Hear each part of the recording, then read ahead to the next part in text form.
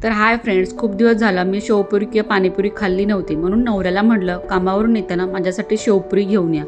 तर ते नाहीच म्हणाले. ते म्हणले उलट तू आज घरीच बनव. मी पण म्हणलं चला तर मग ठीक आहे, आज आपण घरीच शेवपुरी बनवूया. शेवपुरी बनवण्यासाठी मी आधी कांदा टोमॅटो बारीक चिरून घेतला. त्याच्यानंतर बटाटे शिजवून घेतले. बटाटे शिजवून झाल्यानंतर मी गोड चटणी आणि तिखट चटणी बनवून घेतली.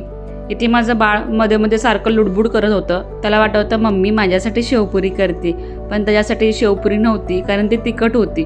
त्यासाठी फक्त चपटी पुरी आणि बटाटा एवढंच होतं. तिखट चटणी आणि गोड चटणी छान झाल्यामुळे शेवपुरीला खूप छान टेस्ट आली होती. एकदम बाहेरच्यासारखी लागत होती. तसंही मला नेहमीच वेगवेगळ्या रेसिपी ट्राय करायला आवडतात. तुम्हाला सुद्धा आवडतं का माझ्यासारखा वेगवेगळ्या रेसिपी ट्राय करायला? आवडत असल्यास व्हिडिओमध्ये कमेंट्स करून नक्की सांगा आणि व्हिडिओ आवडल्यास लाईक, शेअर, सबस्क्राईब नक्की करा.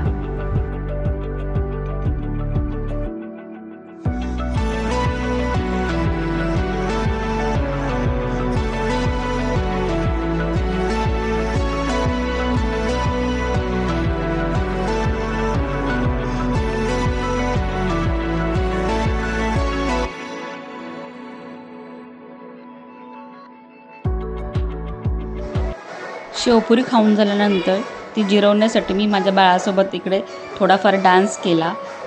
माझे बाळ खूप छान डान्स करत होतं, त्याच्यामुळे मला खूप छान वाटत होतं. अशा प्रकारे माझा दिवस खूप छान गेला. बाय.